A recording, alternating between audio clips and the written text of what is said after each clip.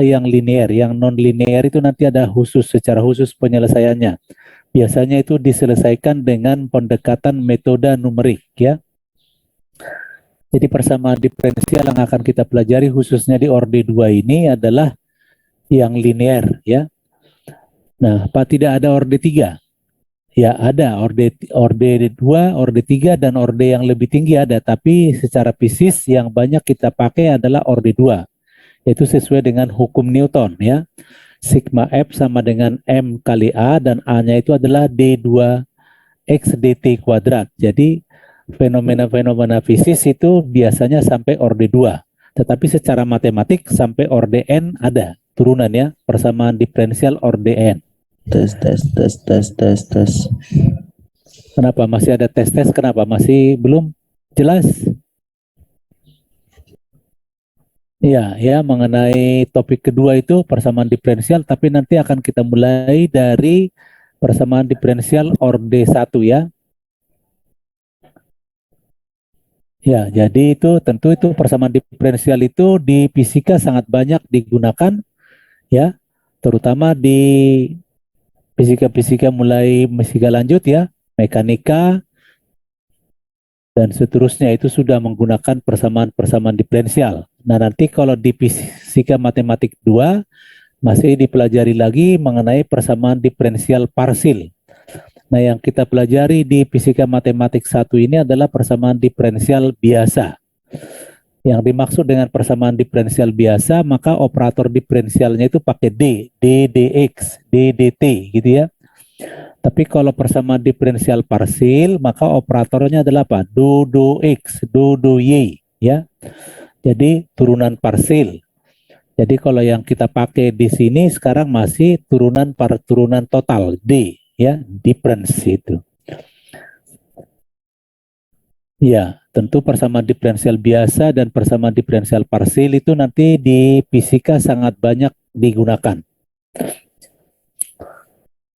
Nah, persamaan diferensial itu namanya persamaan, berarti kita mencari solusi persamaan itu.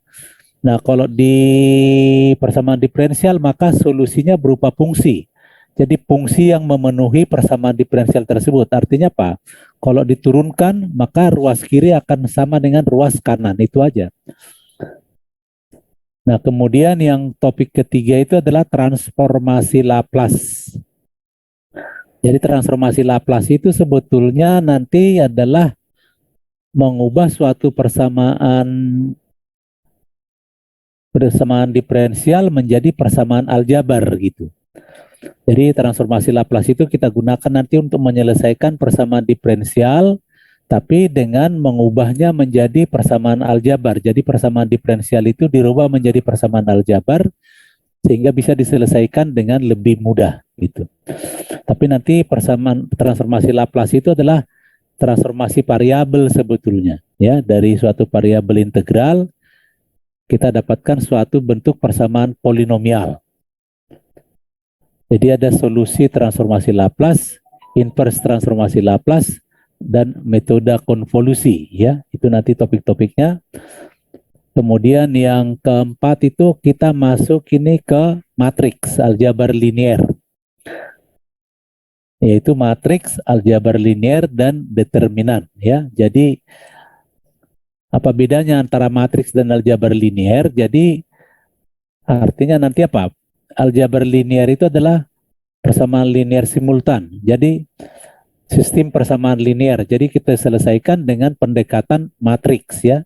Jadi kalau kita sudah berbicara dengan matriks berarti kita bicara dengan determinan, berarti bicara juga dengan apa? Determinan, terus apa lagi? Itu mengenai matriks ya. Jadi ada matriks khusus, ada operasi matriks, tentu operasi matriks seperti aljabar matriks. Jadi ada penjumlahan perkalian ya. Tentu pembagian dalam matriks juga nggak ada.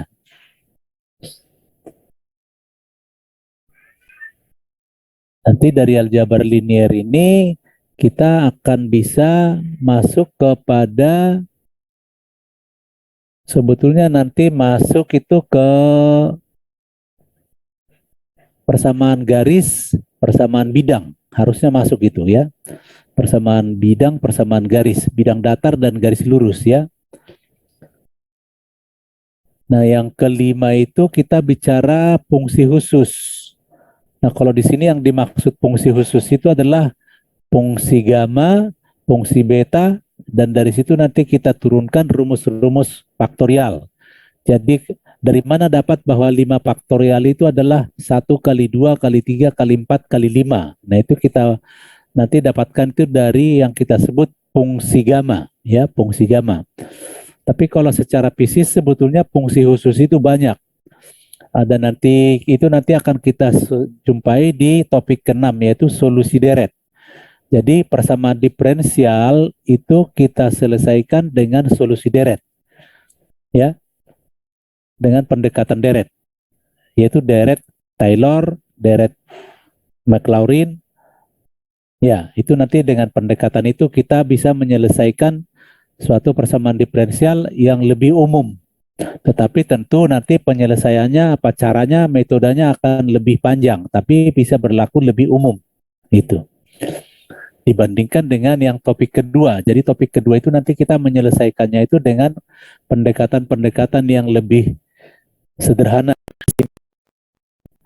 Tapi kalau yang topik keenam itu berarti kita menggunakan solusi deret itu berlaku secara umum untuk setiap persamaan diferensial.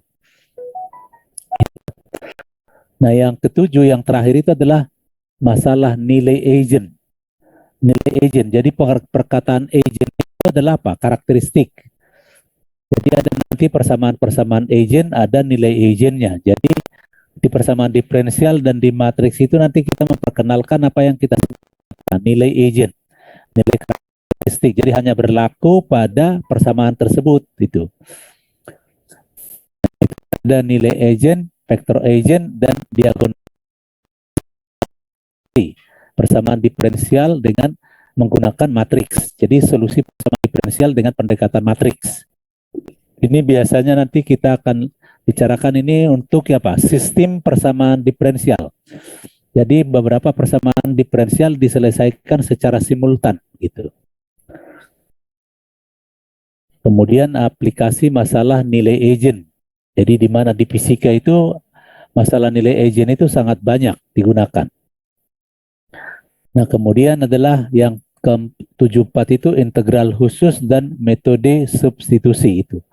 Itu nanti ada sudah masuk kita ke lebih-lebih khusus. Jadi ini 7 topik yang akan kita bicarakan di dalam perkuliahan kita di Fisika Matematik 1 ini, ya.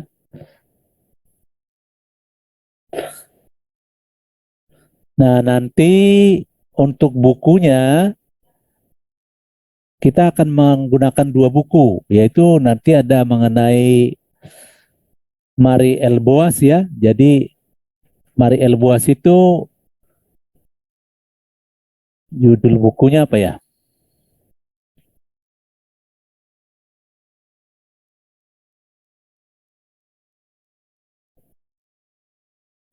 Ini salah satu bukunya dari Marie Elboas ya. Nanti akan saya share kepada Anda bukunya ini, Marie Elboas.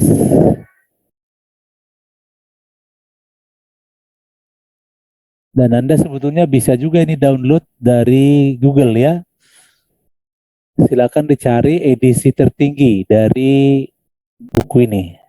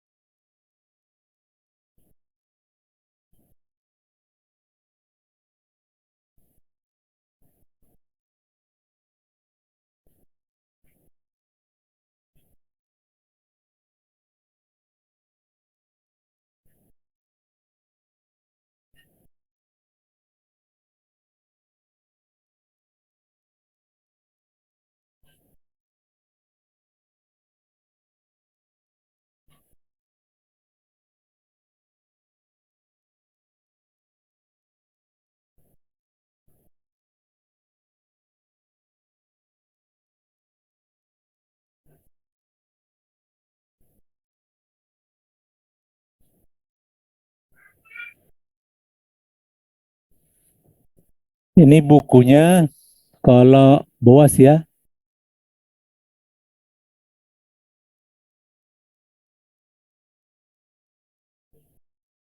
ini nanti akan saya share kepada Anda bukunya ini namanya Mathematical Method in the Physical Science. Ini adalah edisi ketiga. Nah, nanti silakan dicoba dicari di Google apakah sudah muncul edisi yang lebih tinggi, ya. Ini pengarangnya ini cewek ya, ini perempuan ini. Jadi seorang perempuan yang sudah profesor, Mary L. Boas ya. Nah, nanti tentunya tidak semua kita dari sini, terutama nanti kalau bilangan kompleks ini saya ambil dari buku ini ya.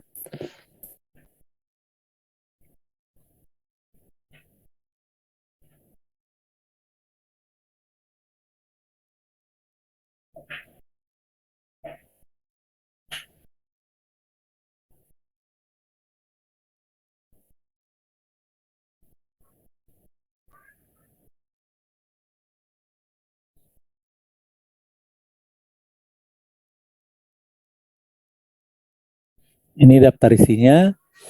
Nah, ini tentu yang bab 1 ini kita tidak bicarakan. Ini sudah dibicarakan di kalkulus 2 ya. Infinite series dan power series itu sudah dibahas di kalkulus 2. Nah, yang akan kita bicarakan itu nanti kita mulai dari kompleks number, bilangan kompleks ya. Bilangan kompleks, kemudian nanti ada di sini juga linear algebra juga bisa dapat di sini tadi. Tapi kan nanti dari bilangan kompleks itu kita sudah langsung masuk ke persamaan diferensial dulu ya. Ini ada multiple integral tapi tidak kita bahas. Partial differentiation juga sudah dibahas di kalkulus 2.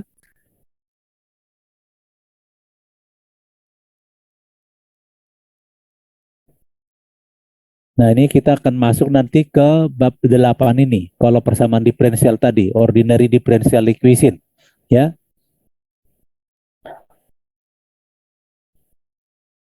jadi ini tidak semua tentu dibicarakan, jadi hanya diseleksi beberapa.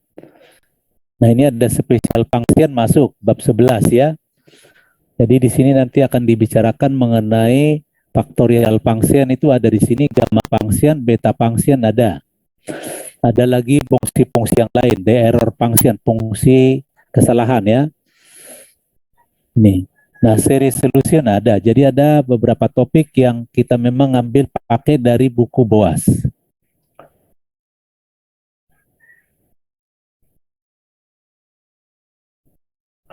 Nah, ini partial differential equation ini nanti akan kita dibahas di PISMAT 2. Jadi artinya apa? Buku ini dipakai baik untuk PISMAT 1 maupun untuk PISMAT 2. Jadi perlu Anda miliki ini. Ya, jadi sekarang ini sudah cukup enak karena Anda tidak perlu beli bukunya yang dari cetakan.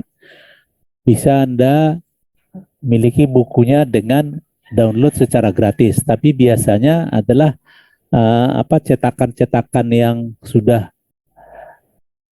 lama. Yang terbaru tentu itu dijual secara komersil ya. Tapi kalau yang sudah cetakan sebelumnya itu biasanya sudah bisa di-download secara elektronik gitu. Jadi Anda carilah yang tertinggi edisinya yang bisa di-download secara gratis. Jadi free download gitu ya. Silakan. Itu mengenai buku ya.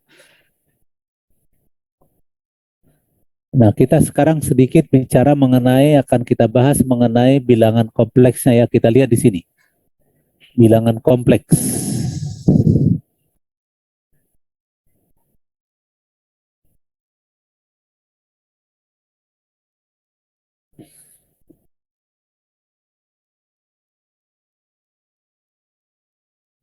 Anda punya, kalau disebut bilangan kompleks, pengertian Anda seperti apa? Kayaknya juga dulu di SMA juga Anda sudah belajar mengenai bilangan kompleks ya. Bilangan kompleks itu apa?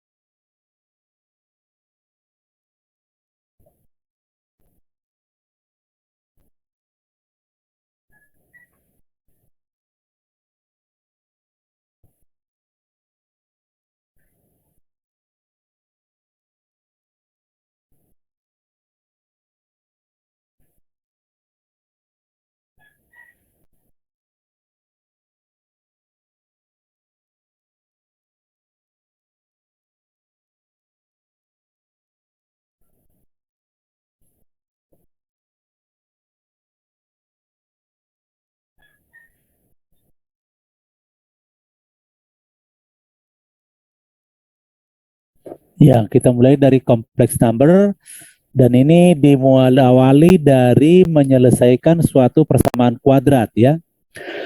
Jadi kalau Anda lihat itu masih ingat dulu di SMA bentuk penyelesaian persamaan kuadrat itu bisa berupa apa? Ada berapa kemungkinan penyelesaian persamaan kuadrat yang Anda tahu?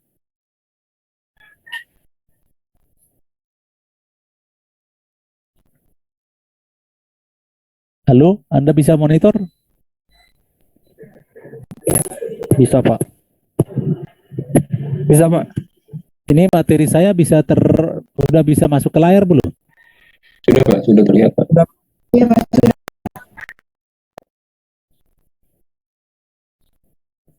Ya, oke. Jadi berarti kalau ini kembali kita sebetulnya yang paling dasar. Kalau persamaan sistem persamaan kuadrat ya, persamaan kuadrat. Ada berapa kemungkinan solusinya?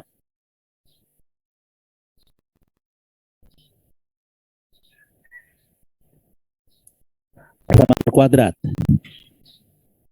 Ada 3 bukan, Pak? Ya, saya tanya saudara. Jadi Anda jawab aja 3, ada 3. Nah, yang 3 itu A1, 2, 3 gitu apa? Kalau menurut Anda 3, yang satunya apa? 2 apa? 3 apa?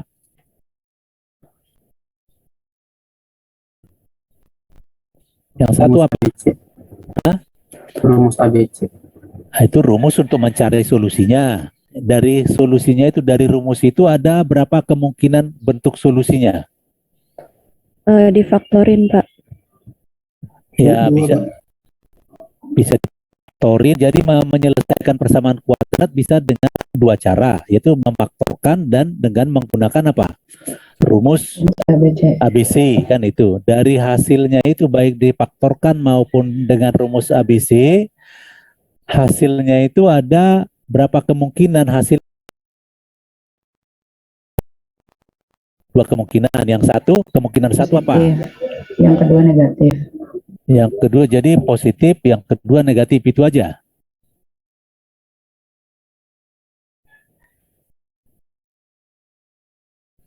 Ya, penyelesaian persamaan kuadrat itu ada kemungkinan hasilnya apa? Berbeda. Karena kalau dia persamaan kuadrat berarti ada 2 hasil, ada 2 nilai X yang memenuhi. Kan itu. X1 dan X2. X1 dan X2 itu bisa berbeda, tapi apa? Real, gitu loh. Real berbeda, real sama. Jadi X1 sama dengan X2, tapi hasilnya real. Jadi secara umum bisa kita katakan solusi persamaan kuadrat itu bisa real dan bisa juga apa? Kompleks. Kayak kompleks. Kalau kompleks itu lebih umum, karena kalau kompleks pasti sudah mengandung yang imajiner, kan itu. Iya, jadi itu. Jadi ada kemungkinan real dan Mungkin kompleks. Nah, kalau real itu ada lagi 3, yaitu apa? Berbeda, X1 tidak sama dengan X2, X1 sama dengan X2, dan apa? Yang ketiga apa itu?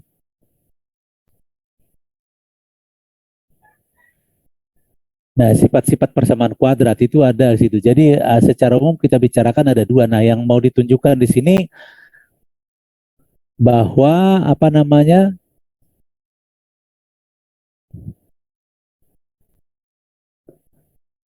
Untuk real tersebut. Jadi untuk yang apa namanya yang kompleks.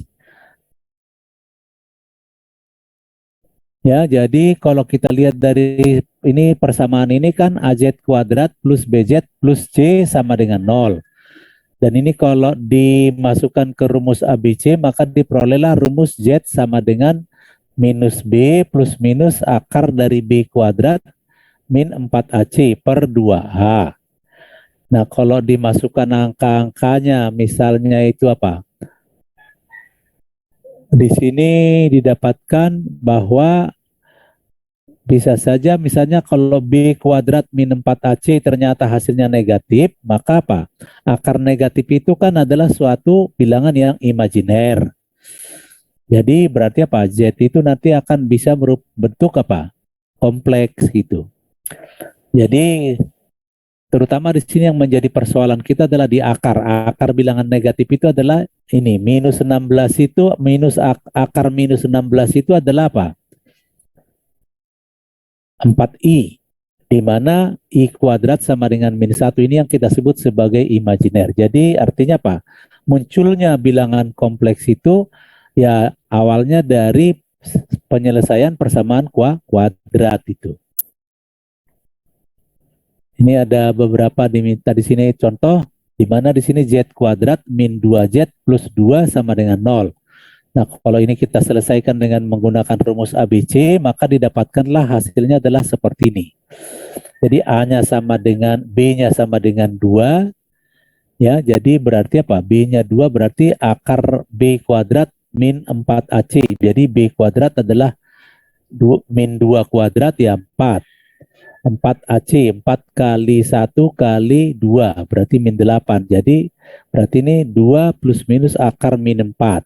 Akar min 4 ini, maka hasilnya adalah berapa? Min 2, 2i. Jadi berarti hasilnya 2 plus minus 2i per 2.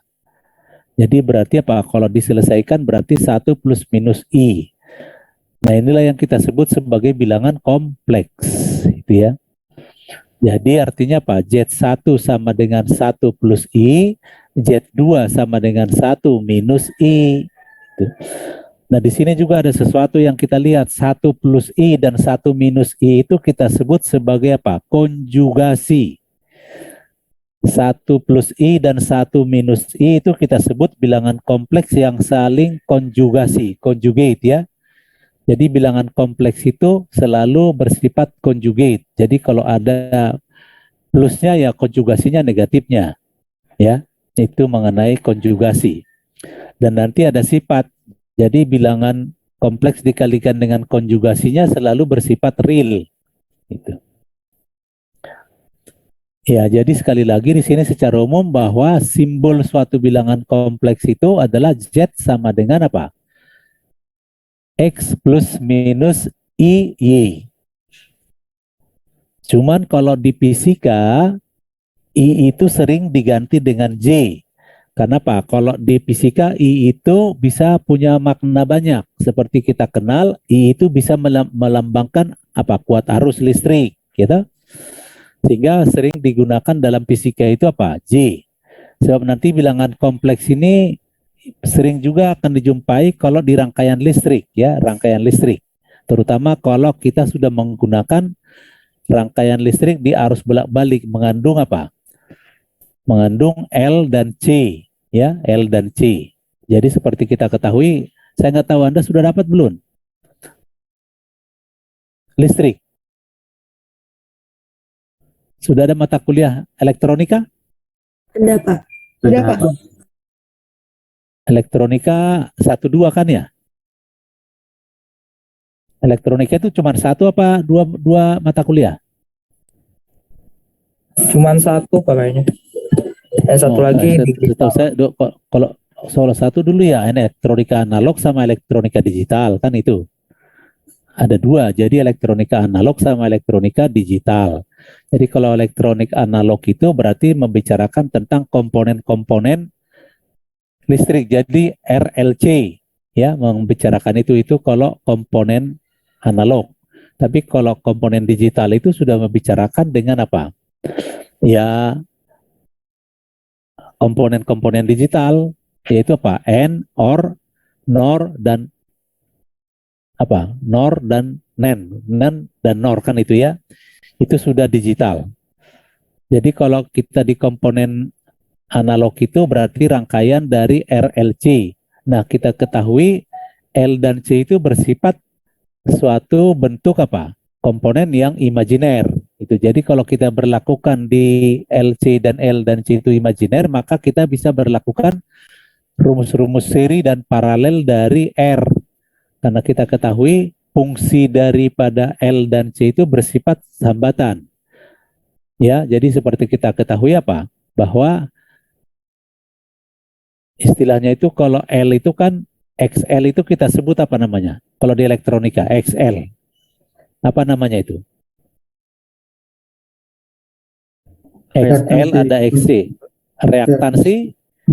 Reaktansi induktif dan reaktansi kapasitif. Ya, jadi dia kan harganya itu sama dengan ohm. Jadi dia dianggap sebagai apa? Hambatan, tapi hambatan yang bersifat imajiner, gitu ya. Karena kalau hambatan yang bersifat real itu adalah R. Dan kalau dia bersifat real itu sifatnya adalah disipatif. Memancarkan panas. Tapi kalau di L dan C dia tidak memancarkan panas. Dia justru dipakai untuk menyimpan energi listrik maupun energi magnet gitu. Nah, itu secara fisik. Jadi kalau di situ nanti Anda akan menggunakan analisis yang menggunakan bilangan kompleks untuk menganalisis rangkaian seri dan paralel di rangkaian RLC gitu. Nah, inilah simbol daripada bilangan kompleks. Secara umum Z sama dengan X plus IY. Nah, X itu kita sebut komponen realnya atau biasanya dituliskan dengan RE dalam kurung Z, real Z itu. Berarti itu sama dengan X. Nah, kemudian Y itu kita sebut komponen imajiner Z, IMZ. IMZ itu berarti bagian dari imajiner Z, Y-nya. Nah, tentu X dan Y itu masing-masing bilangan real. Jadi yang imajinernya itu ditunjukkan dengan I-nya. I-nya ini gitu. Ini real and imaginary part of a complex number. Jadi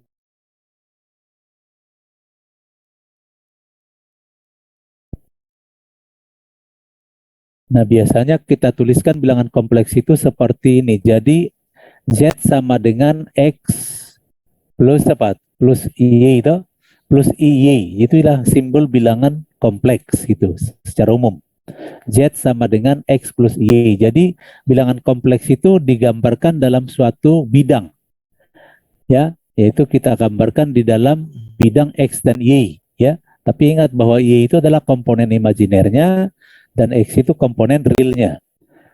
Nih. Jadi kalau kita nanti masuk ke Pismat 2 itu adalah fungsi peubah kompleks. Jadi fungsi peubah kompleks artinya variabelnya variabel kompleks. Jadi kalau di variabel real itu fungsi peubah real berarti apa? Peubah bebasnya X.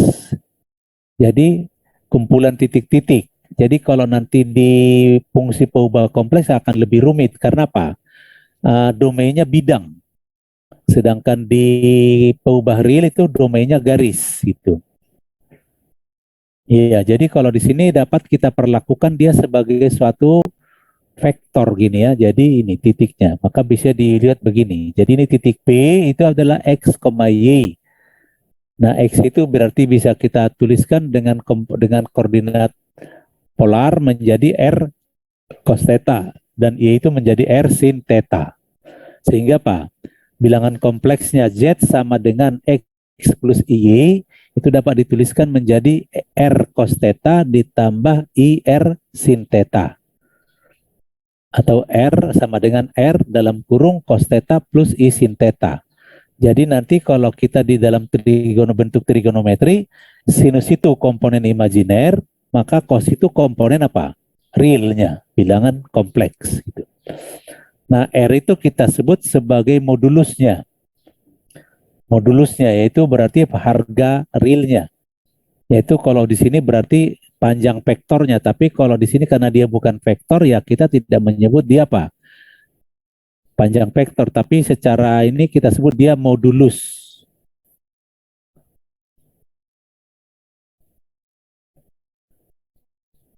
Ya, jadi nanti dari sini juga akan bisa kita lihat bahwa R itu nanti adalah sama dengan apa?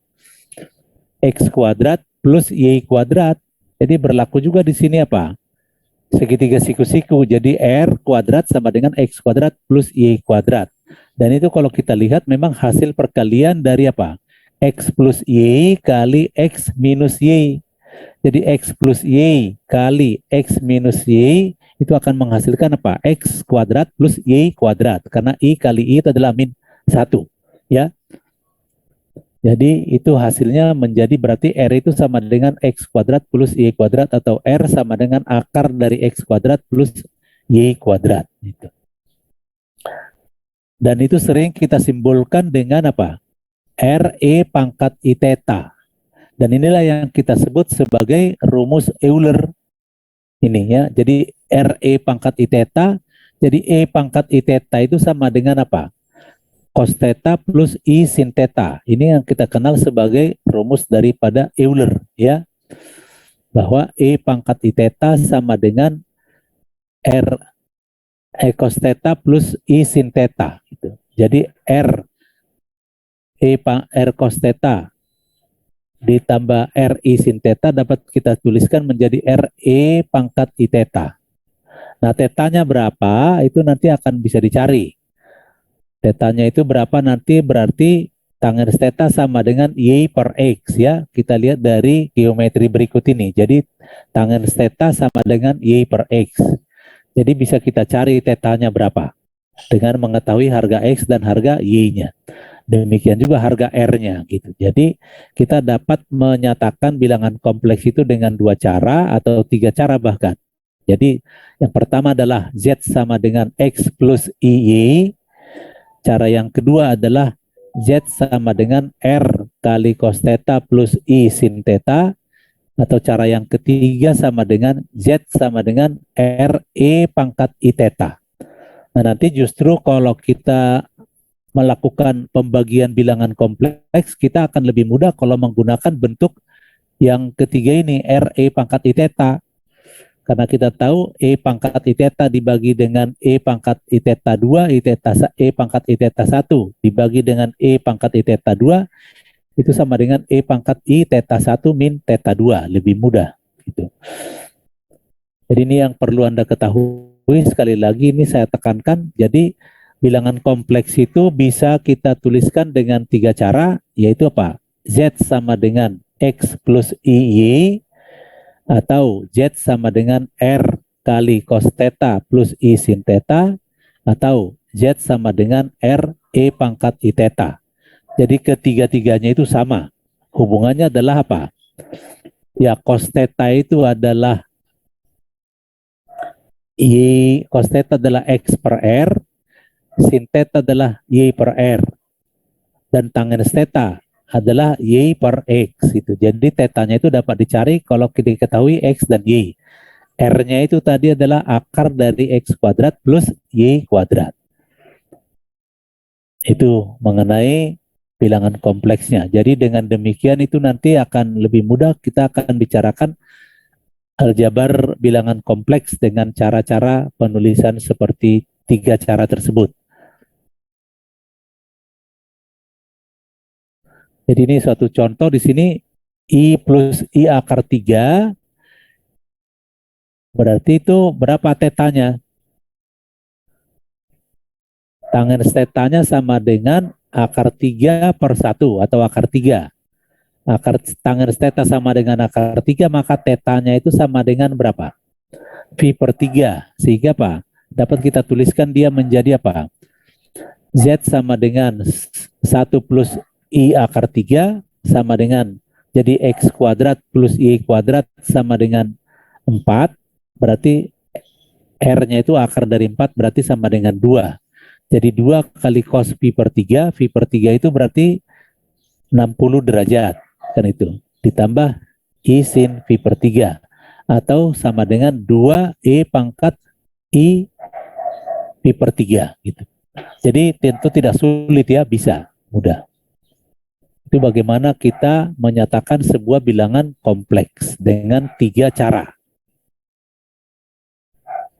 Sampai di sini ada pertanyaan? Izin tanya Pak, Ya, itu sudutnya emang udah dikasih tahu ya Pak, pi per 3. kalau X dan Y-nya diketahui pasti tahu, karena tadi kan hubungannya apa? Tangen tetanya sama dengan Y per X. Oke, jadi sekali lagi ini lihat ini, bentuk bilangan kompleks itu X sama Z sama dengan X plus Y. Nah, kalau ini kita nyatakan dalam bentuk suatu diagram, maka kita tuliskan dalam diagram XY, maka dia menjadi seperti ini. Maka dia kalau kita buat seperti ini berarti bisa kita berlakukan apa? Aturan segitiga, gitu kan? Jadi dari sini kan berarti kalau titik A ini adalah yang menyatakan bilangan kompleksnya itu X-nya berapa, Y-nya berapa, maka tentu sudut ini bisa dicari, kan itu. Jadi tangen tetanya sama dengan Y per X. Jadi karena di sini Y-nya akar 3 dan X-nya 1, maka tangen tetanya sama dengan apa? Akar 3 per 1 atau akar 3. Tangen seberapa sama dengan akar 3? Ya tangen 90 derajat. Jadi tetanya itu berarti 60 derajat. Tapi kalau dalam bentuk radian berarti dia menjadi pi per 3. Kan itu. Oke? Ya, baik. Terima kasih Pak Ya. jawabannya. Jadi kalau X dan Y-nya diketahui, maka R dan tetanya langsung bisa dicari. Ya, karena R itu tadi adalah akar dari X kuadrat plus Y kuadrat, ya. Plus Y kuadrat. Dan tangen theta sama dengan Y per X. Itu aja kata kuncinya. Ada lagi yang mau ditanyakan?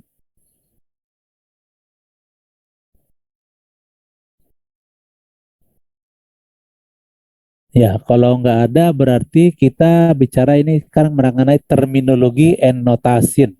Jadi notasinya tadi adalah itu tadi akar min 1 itu, jadi di sini bos I. Jadi baik I maupun J sering digunakan untuk menyatakan akar min 1. Jadi kalau seperti di fisika sering digunakan J-nya. Jadi untuk menghindari salah tafsir dengan besaran-besaran fisika yang lain. Kalau I-nya itu banyak digunakan di fisika sebagai simbol dari macam-macam. Bisa juga sebagai vektor satuan, bisa juga sebagai kuat arus listrik, bisa juga kadang-kadang sebagai apa? Intensitas. Jadi untuk menghindari itu sering digunakan J. Jadi di fisika banyak menggunakan simbol imajiner itu dengan J. Itu ya. Iya. Jadi kalau sudah terbiasa ya tidak masalah gitu ya. Itu mengenai notasinya. Nah kemudian ini tadi mengenai penulisannya. Z sama dengan X plus Y sama dengan R kali cos theta plus I sin theta sama dengan R E pangkat I theta.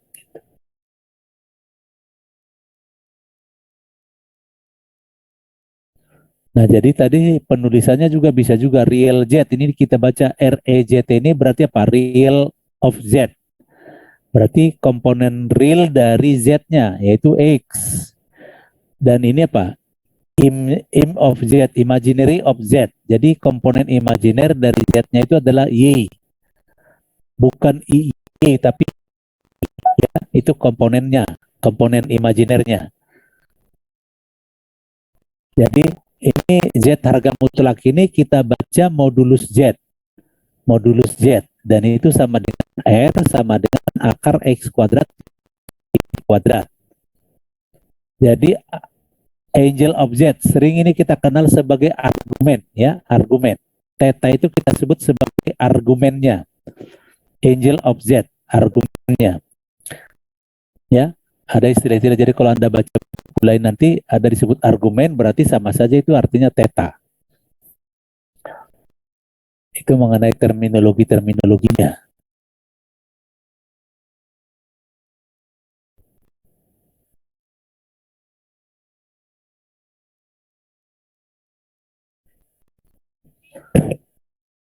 Ini ada contohnya, write Z equal to -1 minus I in polar. Jadi kalau kita tuliskan dalam bentuk polar itu, maka akan dapatkan beberapa titik yang berlainan, tetapi menyatakan bilangan yang sama. Jadi berarti X-nya, kalau Z-nya sama dengan -1 min I, maka X-nya sama dengan -1 dan Y-nya sama dengan -1. Berarti R-nya itu sama dengan akar 2, gitu. Tetanya sama dengan berapa? Tetanya itu 5V per 4. Tetapi kita lihat baik kosinus maupun sinus itu apa? Selalu berulang dengan apa? Periode 2V. Gitu? 2N kali V. Jadi kalau kita gambarkan titik-titiknya itu nanti bisa akan diperoleh berapa titik yang berbeda. Gitu. Jadi kalau ini kita lihat, perhatikan. Ya. Jadi kalau ini digambarkan titiknya itu seperti ini. Berarti apa? Titik -1 akar di -1 min I itu adalah di kuadran ketiga ini. Di kuadran ketiga yaitu dengan sudut 5V per 4.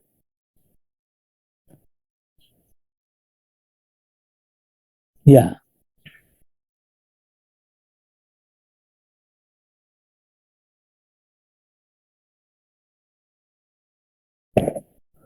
Jadi theta sama dengan 5V per 4 ini sering disebut sebagai principal angle of the complex number. Ya.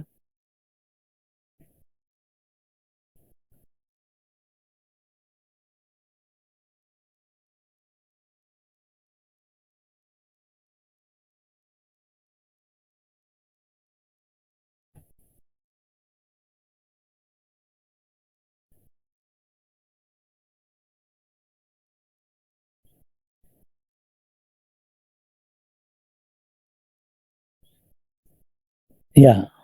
Jadi ini hasilnya adalah seperti itu, bisa kita tuliskan.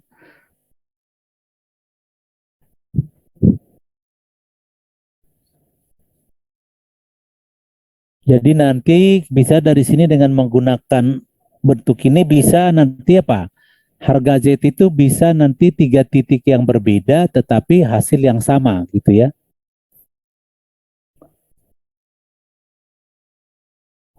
Nah di sini kalau Anda lihat bisa ditransformasi menjadi derajat. Jadi 5V per 4 itu menjadi 225 derajat ya.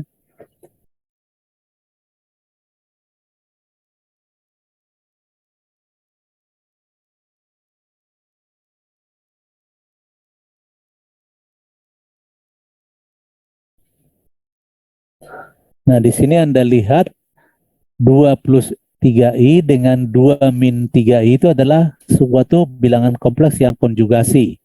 Yang apa? Modulusnya sama. Tapi argumennya itu berbeda berapa? Jadi dari theta menjadi min theta argumennya.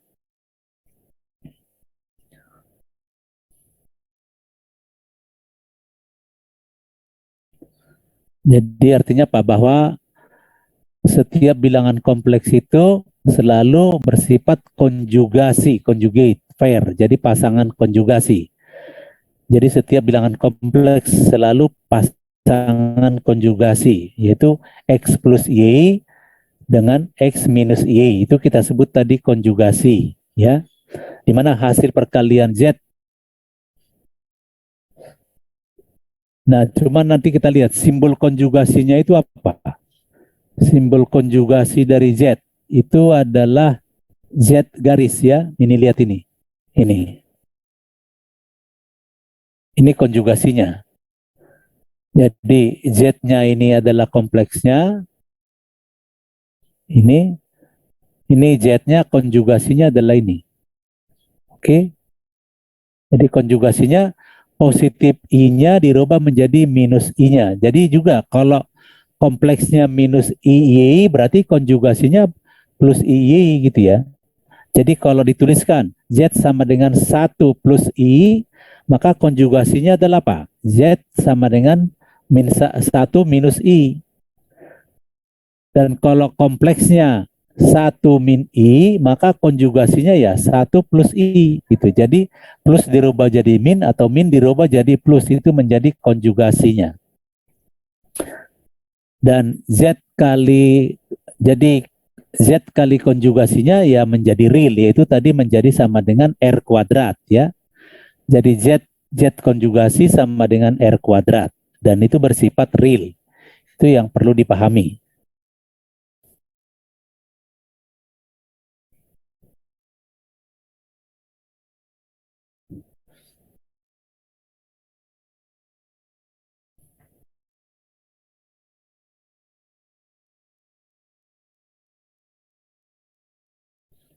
Ini yang disebut Z konjugasi itu ini ya. Ini Z konjugasi sama dengan R cos min theta ditambah E sin min theta. Nah, karena cos min theta sama dengan cos theta, jadi yang realnya tidak berubah. Tapi kita ingat bahwa sin min theta itu menjadi apa? Min sin theta. Maka yang imajinernya akan berubah menjadi minus gitu. Itu makanya Z dengan Z garis ini dengan Z konjugasi hanya berubah komponen yang imajinernya menjadi plus menjadi minus atau minus menjadi plus.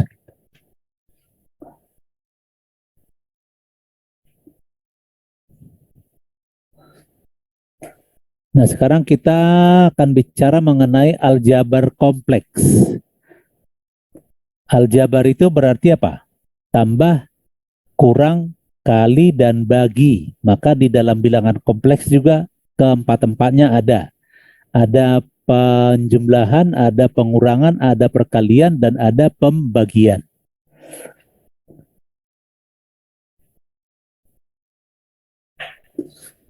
Dan juga yang Anda harus ingat bahwa apa? Bentuk kompleks itu adalah hanya kalau dituliskan X plus IY ya.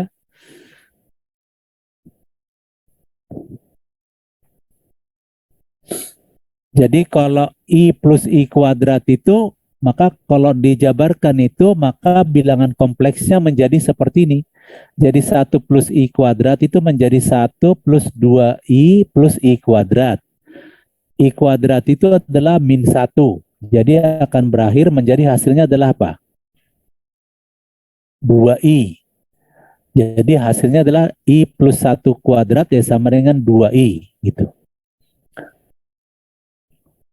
Nah, ini baru dalam bentuk kompleksnya. Jadi berarti realnya adalah 0, imajinernya 2 kan gitu. Dari 1 plus I kuadrat.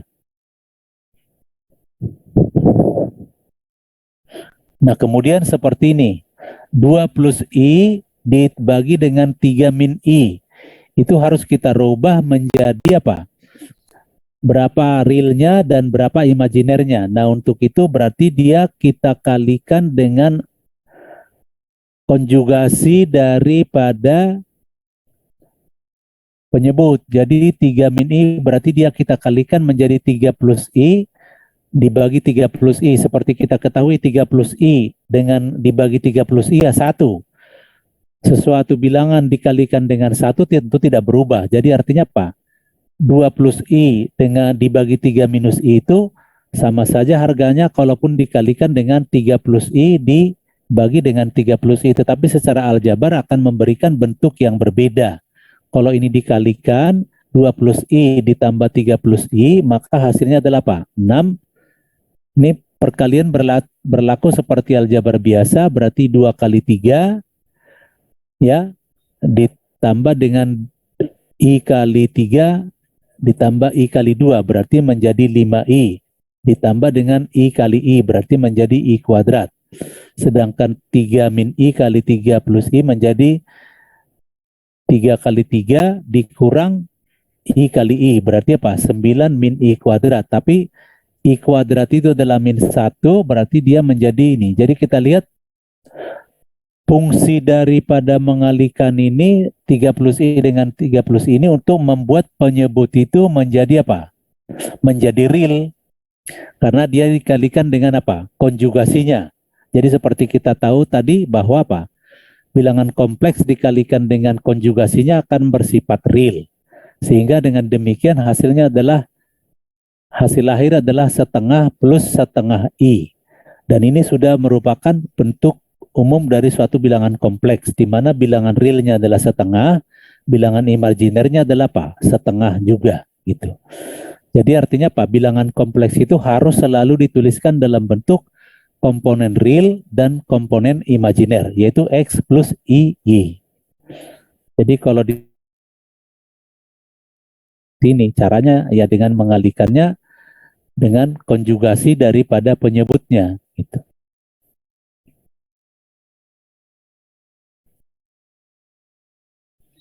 Kalau perkalian sih dikalikan secara biasa saja. Jadi sama dengan seperti I plus 1 plus I kuadrat, itu sama saja dengan 1 plus I kali 1 plus I gitu.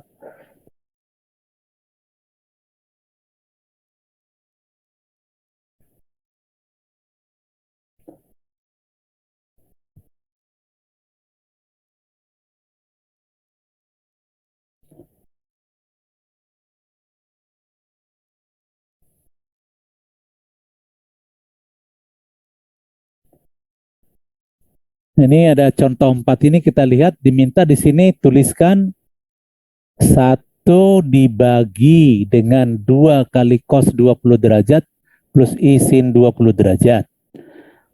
Berarti itu menjadi berapa? Jadi itu kita lihat, kita rubah dia menjadi bentuk Euler. Jadi itu menjadi 1 per 2E pangkat apa? IV per 9. Jadi apa? 20 derajat itu sama dengan V per 9 ya. V per 9 ya. 180 dibagi 9, benar. Jadi 20 derajat itu sama dengan V per 9. Jadi itu bisa kita tuliskan menjadi 1 per 2 kali E pangkat IV per 9. Nah tinggal dinaikkan aja E pangkatnya itu menjadi minus. Berarti 0,5 E pangkat IV per 9. Itu sudah menjadi bentuk kompleks yang umum gitu.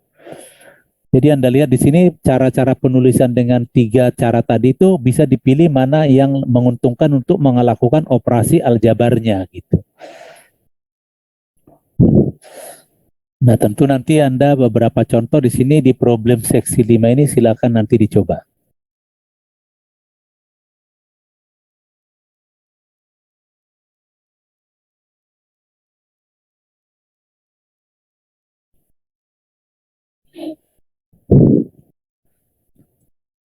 Ya, jadi nanti silakan Anda banyak latihan itu setiap subseksi itu nanti ada soal-soalnya. Jadi seperti yang sudah kita bicarakan di kemarin, maka nanti Anda kerjakan. Berarti di sini seperti subseksi problem section 5 ini berarti ada berapa soal ini? Ada 24. Berarti yang nomornya berakhiran, yang NIM-nya berakhiran 4 berarti mengerjakan berapa? 3 soal. Yaitu apa? 4, 14, dan 24. Tapi yang NIM-nya berakhiran 5 ke atas berarti hanya mengerjakan berapa? 2 soal, yaitu 5 dan 15 gitu ya. Jadi nanti silakan dicoba ini. Jadi dari setiap subbabnya. Nah kalau Anda mau pingin tahu semuanya ya tinggal nanti Anda berkomunikasi dengan temannya supaya mengumpulkan dari masing-masing apa? Jawabannya supaya Anda tahu gitu. Dan Anda bisa berdiskusi. Misalnya seperti nomor 6 ini. Nomor 6 ini gimana menyelesaikannya?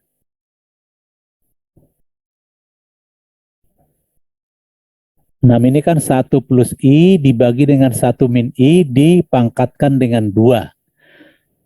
Jadi diapakan dulu?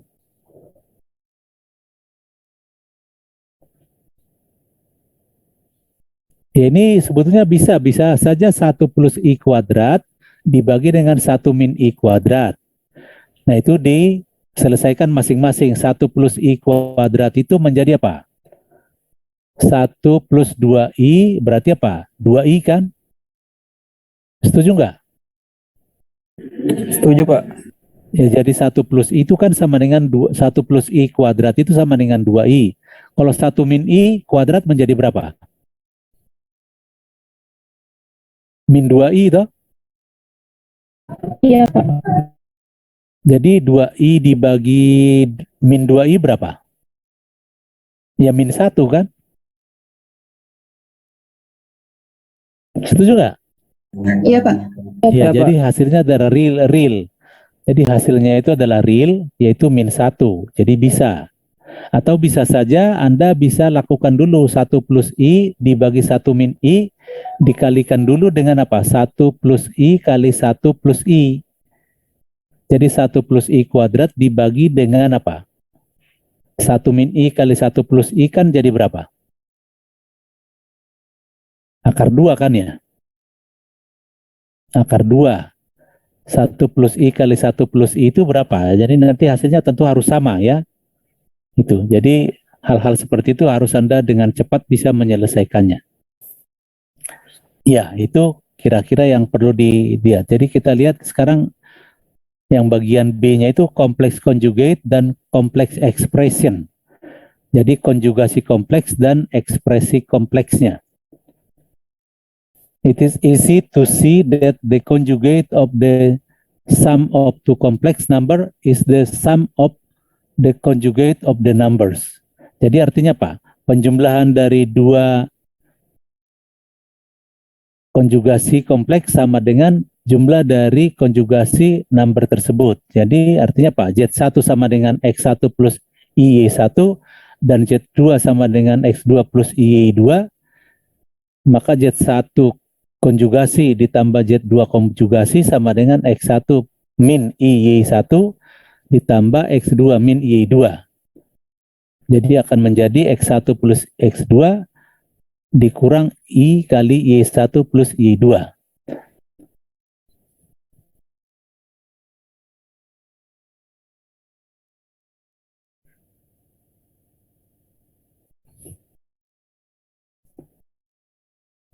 Sedangkan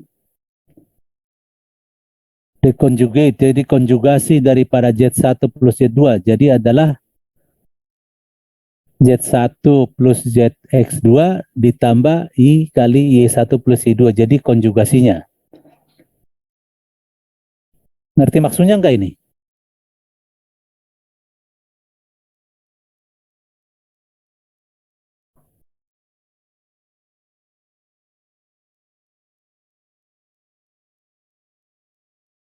Jadi kalau Anda baca ini, perhatikan complex conjugate and complex expression. Jadi it is easy to see that the conjugate of the sum of two complex number is the sum of the conjugate of the numbers. Jadi apa? Konjugasi dari penjumlahan. Jadi artinya apa? Jumlahkan dulu baru dicari konjugasinya. Itu sama dengan langsung penjumlahan dari konjugasi masing-masing kompleksnya gitu loh. Ngerti maksudnya? Jadi Z1 plus Z2 dikonjugasikan itu sama dengan konjugasi Z1 dikalikan ditambahkan dengan konjugasi Z2 gitu. Itu sama. Jadi di sini kan Z1 ditambah Z2 dikonjugasikan itu sama dengan konjugasi Z1 ditambah konjugasi Z2 dan itu hasilnya sama gitu. Itu maksudnya di sini.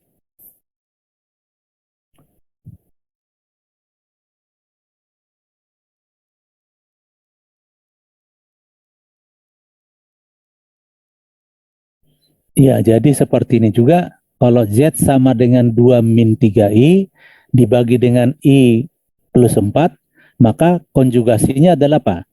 2 plus 3I dengan min I plus 4. Jadi sekali lagi lihat, konjugasinya itu yang komponen I-nya saja yang dirubah tandanya. Dari positif menjadi negatif, dari negatif menjadi positif. Itu.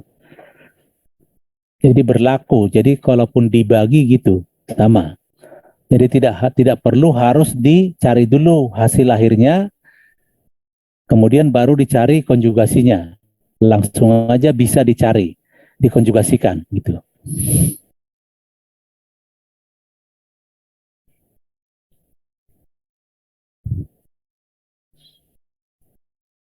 Nah, ini tadi mencari harga absolut atau modulusnya. Ya, modulusnya itu R sama dengan akar dari X kuadrat plus Y kuadrat. Dan ini sama dengan akar dari Z kali modulusnya kali konjugasinya gitu. Z kali Z minusnya gitu ya. Jadi di sini ada contohnya akar 5 ditambah 3I dibagi dengan 1 min I, dicari harga modulusnya berapa. Jadi ini adalah harga modulus masing-masing pembilang dibagi dengan harga modulus masing-masing penyebut. Jadi modulus dari pembilang itu modulus dari akar 5 plus 3I sama dengan akar 14. Yaitu apa? 5 kuadrat D kurang berapa? 9 toh? Ya 14 ya benar itu. Ya benar, akar 5 dikuadratkan itu kan 5. 3 kuadrat itu 9. 9 tambah 5, 14. Jadi akar 14. Dibagi dengan akar 2. Jadi akar 7 sama.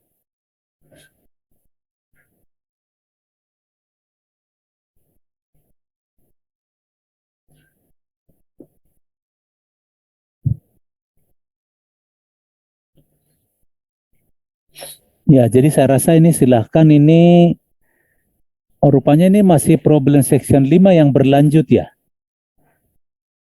Jadi seksi 5 itu masih panjang rupanya. Jadi ada 5A, B, C, D, E gitu ya. Ada E-nya, 5A, B, C, D, E. Ada yang bisa sampai grafiknya membuat grafik.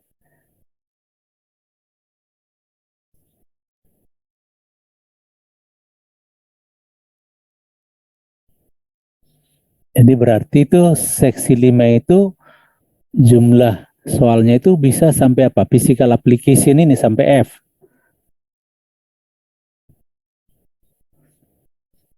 Ya, dari ini juga berlaku di sini bagaimana mencari turunan dz dt. Itu berarti dx dt plus i dy dt. Dan d2z dt kuadrat itu sama dengan d2x dt kuadrat plus i d2y dt kuadrat itu.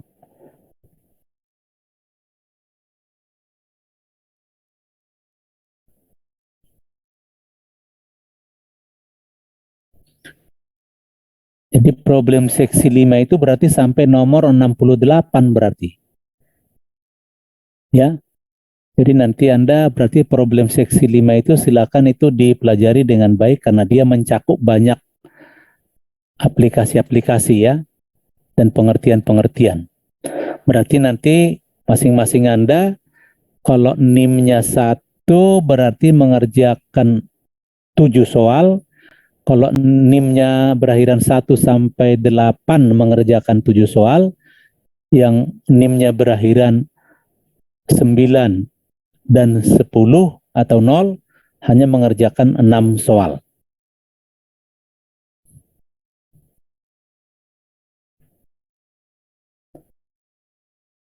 Ya, oke. Sampai di sini silakan kalau ada yang mau ditanyakan.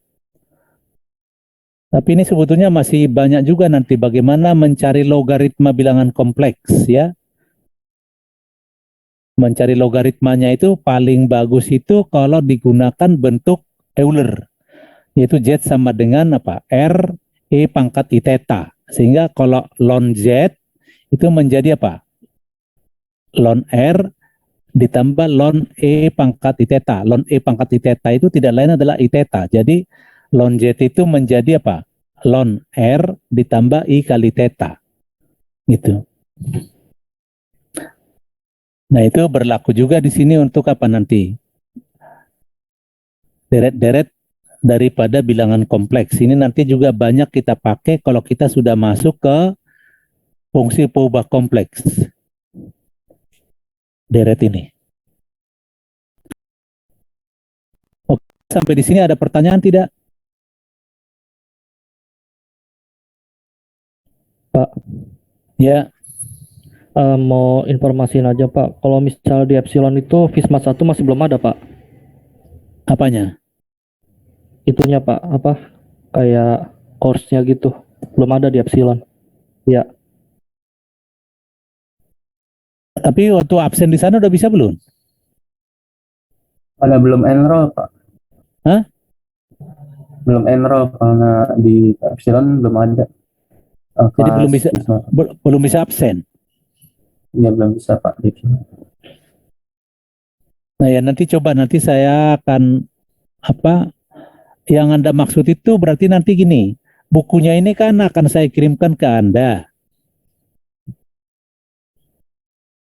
Nah nanti kalau misalnya dari program studi dari jurusan butuh dimasukkan ke Epsilon ya saya akan kirimkan ke mereka. Tapi kalau sudah saya kirimkan ke Anda sebetulnya ya ngapain lagi harus di-upload di Epsilon.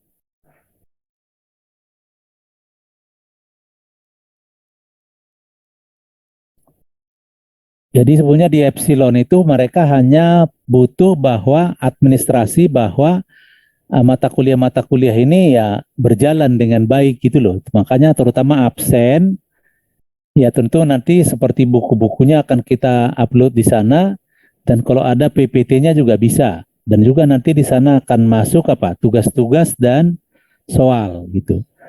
Tapi yang saya lihat selama ini akan lebih cepat kalau saya misalnya share-nya itu di grup. Jadi nanti yang penting kita jalan dulu mengenai nanti epsilon itu bisa di buat di belakang. Jadi yang penting Anda pertama absennya kalau sudah bisa di epsilon. Jadi silakan ditanya di jurusan apakah sudah bisa kalau absensi di epsilon gitu ya. Kalau belum ya sekali lagi ini pakai manual aja dulu. Maksudnya begitu ya Pak? Ada yang lain? Maksudnya pertanyaannya bagaimana? Itu Pak, apa tuh untuk course-nya itu, kelasnya itu nggak ada Pak di Epsilon. Jadi nggak bisa absen juga. Soalnya mata kuliahnya tuh nggak ada di Epsilon ya. Mata kuliahnya nggak ada di epsilon. Iya Pak. Lah itu yang harus memasukkan apa? Siapa itu?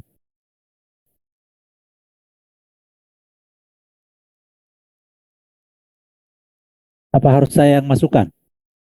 Itu Pak, kalau semester ini kita otomatis matkulnya ada di Epsilon gitu Pak. Cuma bisa juga kalau kita enroll sendiri Pak. Yang setahu saya harusnya dari administrasi yang membuat itu karena kan yang menugaskan mereka. Ya udah nanti saya konfirmasi ke Prodi ya. Iya Pak. Oke. Baik Pak.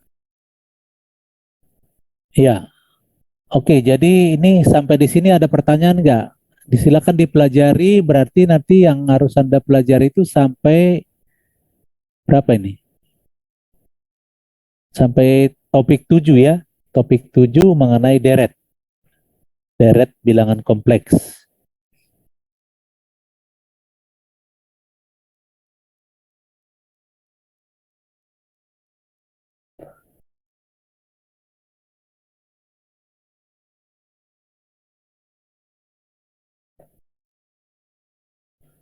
Mengenai fungsinya ini, ya saya rasa bisa Anda pelajari, dibaca saja, karena nanti kita akan bicara, ini nanti akan ada lanjutannya di PISMAT 2, itu fungsi peubah kompleks.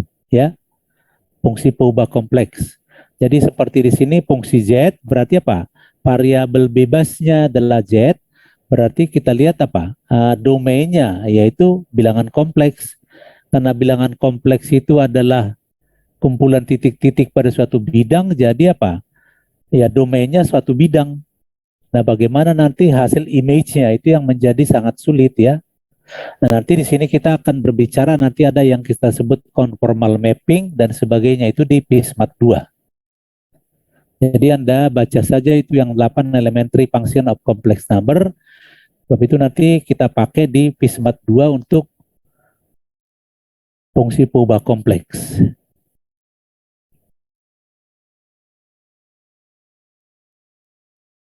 Nah ini ada juga yang 9 ini Euler formula kita tadi sudah singgung. Jadi E pangkat I theta itu sama dengan apa? Cos theta plus I sin theta, kan itu. Jadi kalau di sini kanan, maka kalau ini menjadi apa?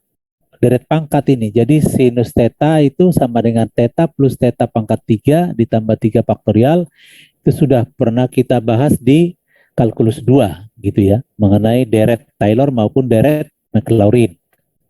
Jadi hampir sama saja. Jadi kalau E pangkat I theta ya sama saja, berlakukan aja seperti ini. Jadi tetanya ganti dengan I theta, cuman nanti I kuadrat itu menjadi min 1, dan I pangkat 3 itu tidak lain adalah tetap I kuadrat kali I. Jadi min 1 kali I.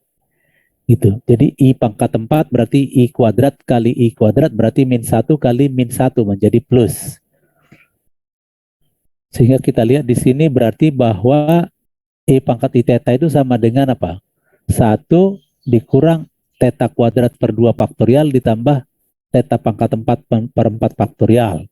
Yang positifnya dengan yang negatifnya itu yang berpangkat ganjil gitu.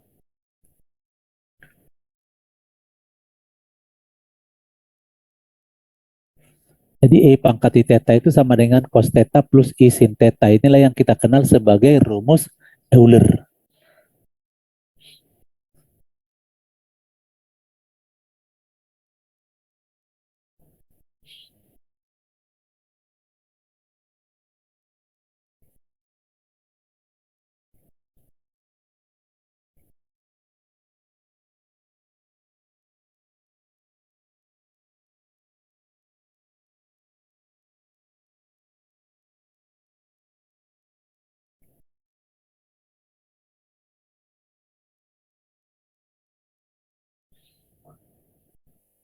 Ya ini juga yang topik ke-10 ini juga saya rasa penting juga. Jadi bagaimana Anda mencari akar-akar dari pangkat bilangan kompleks. Jadi Z pangkat N.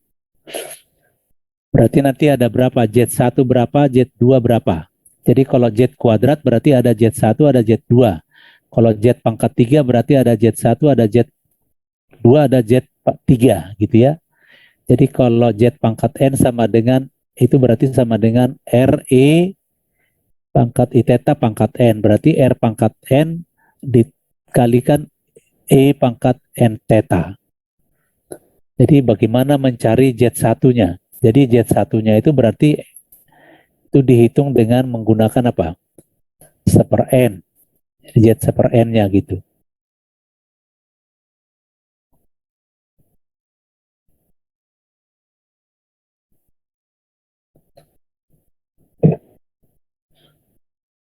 Ya, jadi sekali lagi ini silakan dibaca. Ini saya rasa tidak terlalu sulit untuk dibaca. Kalau ada nanti yang perlu ditanya, silakan dikomunikasikan melalui grup ya.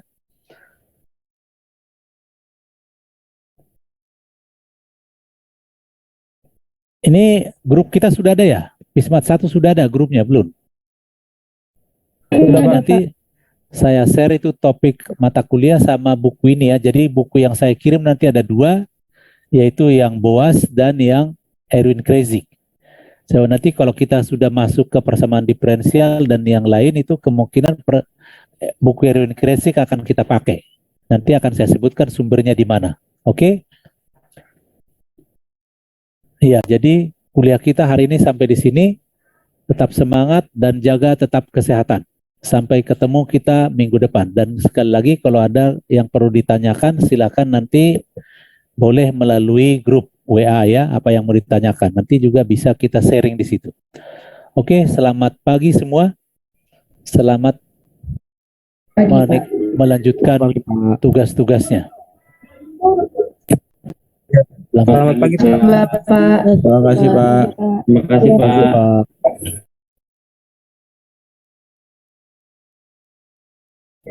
Ntar PC itu ya, iniin tugasnya apa aja.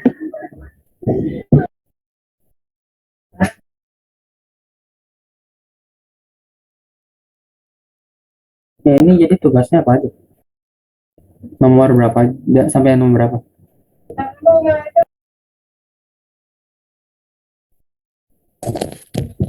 Mungkin Sampai nomor berapa? dikasih tahu ya. Nanti tugasnya dengan NIM berapa aja.